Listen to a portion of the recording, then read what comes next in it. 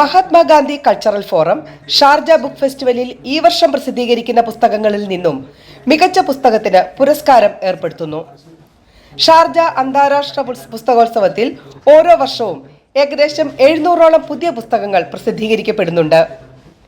ഇത്തവണ വായനക്കാരിൽ നിന്നും തിരഞ്ഞെടുക്കപ്പെടുന്ന പുസ്തകങ്ങളുടെ കലാമൂല്യം പരിശോധിച്ച് മികച്ച പുസ്തകത്തിന് 25,000 രൂപയും പ്രശസ്തി പത്രവും ശിലാഫലകവും മഹാത്മാഗാന്ധി കൾച്ചറൽ ഫോറം സമ്മാനിക്കുന്നതാണ്. ഷാർജ പുസ്തകോത്സവ വേദിയിൽ ഇന്ന് നടന്ന പത്രസമ്മേളനത്തിൽ Mahatma Gandhi cultural forum president Shri Prabhakaran Panthroli, മുതിർന്ന നേതാവ് ശ്രീ PR പ്രകാശ്, അവാർഡ് നിർണയ ജൂറി ചെയർമാൻ ശ്രീ ബഷീർ തിക്കോടി തുടങ്ങിയവർ ചേർന്ന് അറിയിച്ചതാണ് ഇക്കാര്യം. ഒരു അവാർഡ് പ്രഖ്യാപിക്കുക എന്നുള്ളതാണ്. ആ ഒരു സന്തോഷം പങ്കുവെക്കാനാണ്, സന്തോഷം അറിയിക്കാനാണ് ഞങ്ങൾ വിളിച്ചു ചേർത്തത്.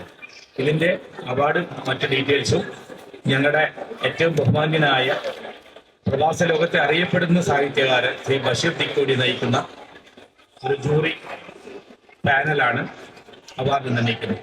ജൂറിയുടെ ചെയർമാൻ എന്ന നിലയിൽ ഇതിന്റെ അവാർഡിന്റെ വിശദാംശങ്ങൾ ശ്രീ ബഷീർ തിക്കോടി അവർ നിങ്ങളുമായി പങ്കുവെക്കുന്നതാണ്. സുഹൃത്തുക്കളെ, ആദ്യമായാണ് ഷാർജ ബുക്ക് ഫെയറിൽ ഇത്തരമൊരു ശ്രമം ആരംഭിക്കുന്നത്. അതിന് പ്രധാനപ്പെട്ട ഒരു കാരണം എത്രയും പെട്ടെന്ന് ഈ പുസ്തകം വാങ്ങിച്ചു കൊണ്ടുപോകുന്ന പുസ്തകങ്ങൾ വായിക്കപ്പെടുക എന്നതാണ്.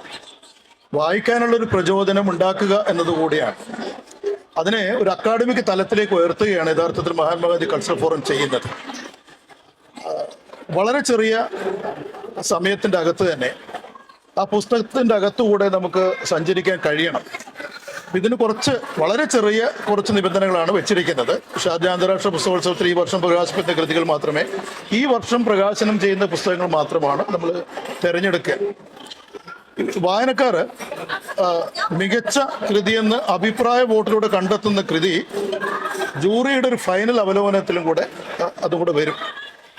ഇപ്പോൾ തിരഞ്ഞെടുക്കുന്ന കൃതിക്ക് 25,000 ഇന്ത്യൻ രൂപയാണ് നമ്മൾ പാരിതോഷികവും ഒപ്പം അക്ഷരപ്രഭ പുരസ്കാരവും പിന്നെ പ്രശസ്തി പത്രവും സമ്മാനിക്കുന്നത്.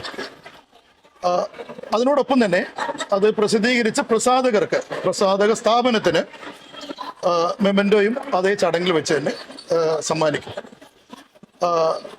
വായനക്കാരിൽ നിന്ന് ഇങ്ങനെ ഈ ഒരു പ്രക്രിയയോടൊപ്പം ചേർന്ന് നിന്ന് 10 പേർക്ക് ഒരു പ്രോത്സാഹന സമ്മാനം കൂടി നൽകുന്നതായിരിക്കും.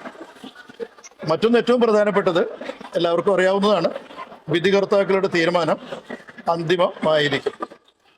കുറച്ച് അധ്വാനമുള്ളൊരു കാര്യമാണ്. കാരണം ഈ കുറഞ്ഞ ദിവസത്തിൻ്റെ അകത്ത് തന്നെ നമുക്കിത് പൂർത്തീകരിക്കേണ്ടതായിട്ടുണ്ട്.